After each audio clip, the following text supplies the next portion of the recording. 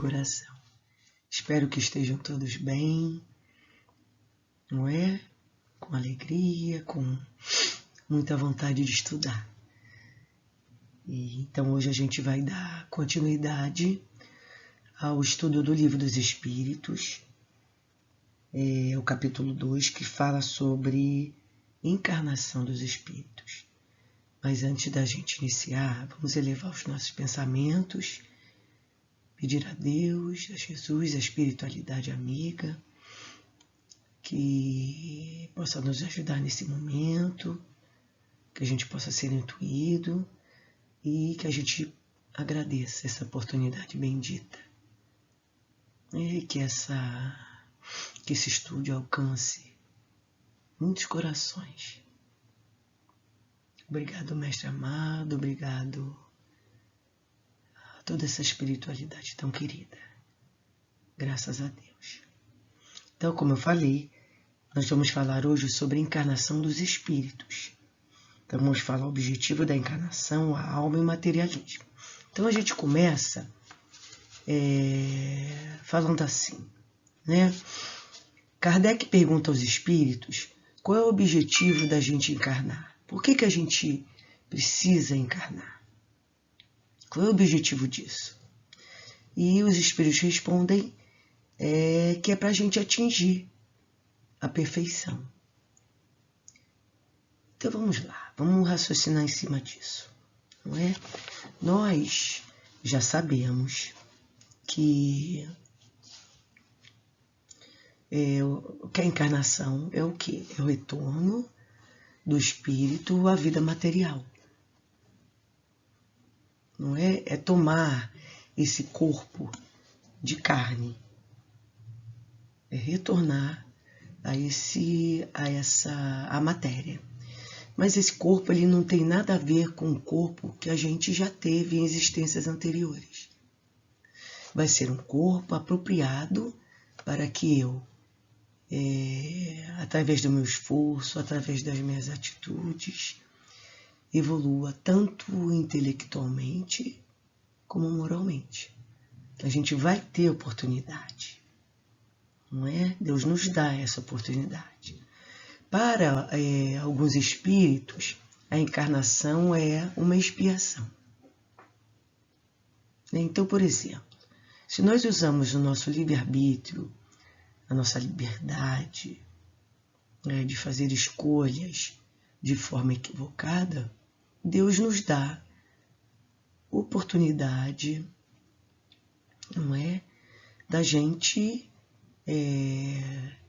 consertar, vamos falar assim, essas escolhas equivocadas que a gente fez. Então a gente vai ter oportunidade do ressarcimento dessas faltas, desses equívocos, e dessas escolhas que nos afastaram das leis de Deus. Então, a expiação, ela existe, ela acontece para que o espírito se reeduque, tá? E aprenda que precisa fazer o quê? Escolhas melhores, né? Em sua vida aqui na matéria, enquanto encarnado. São essas escolhas, né, que vão fazer que ele vá melhorando, que ele vá se aperfeiçoando moralmente. Para outros espíritos, a encarnação é uma missão. Tem espíritos que já têm uma condição moral mais elevada. E eles pedem para encarnar em um planeta inferior. Por quê? Porque eles têm uma missão a fazer, uma missão a cumprir, que é ajudar esse planeta a progredir. Tem até um exemplo do espírito tão querido do nosso coração, né, que é o Bezerra de Menezes. Ele encarnou, né, aqui no planeta Terra, e era um médico, né, chamado médico dos pobres. Ele atendia a todos, sem distinção, e depois que ele desencarnou, ele pediu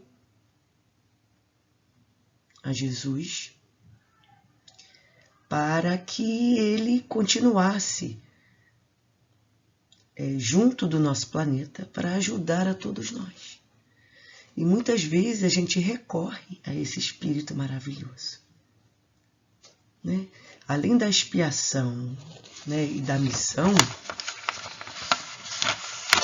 existe também, né, os espíritos nos esclarecem que a encarnação ela tem como objetivo da gente ajudar na obra de Deus, na obra da criação. Então vamos pensar assim, né? Vamos raciocinar. A gente contribui com alguma coisa para que esse planeta se torne melhor? Eu acho que sim, na minha opinião, tá? Eu acho que sim. Vamos falar do material, do lado material. O homem, ele usa da sua inteligência para construir escolas, para construir hospitais, para fabricar remédios, né? Para descobrir vacinas, né? Falando assim da parte material. Mas a gente também pode, com o nosso pensamento, com as nossas atitudes elevadas, sermos instrumentos de harmonia, de equilíbrio, de paz, essa paz que a gente tanto procura, né, do nosso planeta. Se a gente agir assim, nós estaremos sendo colaboradores dessa obra grandiosa, né, da obra de Deus. E, ao mesmo tempo, a gente vai estar evoluindo e progredindo. Porque fazer o bem faz a gente o quê? Caminhar, faz a gente progredir. Tá? Na pergunta 134, que o Kardec pergunta, o que é alma? Aí os espíritos respondem, o espírito encarnado. O que era a alma antes de se unir ao corpo? Um espírito. Então a alma é um espírito encarnado, né? Então os espíritos vêm trazer informações sobre a alma, o que é a alma, né? Sobre o corpo, e vêm trazer mais à frente mais um elemento, que é o perispírito. Então, nós somos constituídos de corpo, que é esse corpo material nosso, o espírito, né? Que habita esse corpo temporariamente, a gente sabe, e o perispírito, que serve de ligação, de elo de ligação entre o espírito e o corpo. É pelo espírito que que as sensações externas são, que o nosso corpo sente e é transmitida ao espírito, e vice-versa. Então o espírito ele é um agente transmissor. A gente não vai se deter aqui nas características, não é, do perispírito, porque não é do tema de hoje. Tá? Então, a gente pode fazer a analogia do corpo, do espírito, do perispírito, como um fruto. Um fruto que apresenta a semente, que apresenta a polpa e a casca. Muitas pessoas perguntam se o corpo não tivesse alma, né, que é o espírito ali encarnado, o que seria dele? E o livro dos espíritos nos esclarece, os espíritos respondem para nós. Né? Seria o quê? Se o corpo não tivesse alma, um espírito ali para comandar? Seria um corpo, uma massa de carne sem inteligência. Né? Tudo o que você quiser, menos um homem. Então, em determinados casos, nós vemos que tem pessoas que estão nos hospitais, mantidas vivas por máquinas somente, e que o espírito já não está mais ali, ligado a ela, né? Por misericórdia divina. Tá? Mas vamos adiantar. Na pergunta 147, que entra no materialismo, Kardec fala assim, por que os anatomistas, os fisiologistas, em geral, os que se aprofundam nas ciências da natureza são, com tanta frequência, levados ao materialismo. Né? O que isso quer dizer? Por que as pessoas... Aí vem a resposta. O fisiologista refere tudo ao que ele vê. O orgulho dos homens que creem tudo saber e que não admitem que coisa alguma possa ultrapassar o seu entendimento. Então, os espíritos vêm nos explicar o quê? Que essas pessoas, elas estudam sim, né? Elas têm o conhecimento do funcionamento dos órgãos do corpo, mas que tudo acaba com a morte. Cessa quando esses órgãos param de funcionar e é o fim de tudo, que não existe nada além disso. Como eles não percebem que nenhum espírito habitou aquele corpo, né?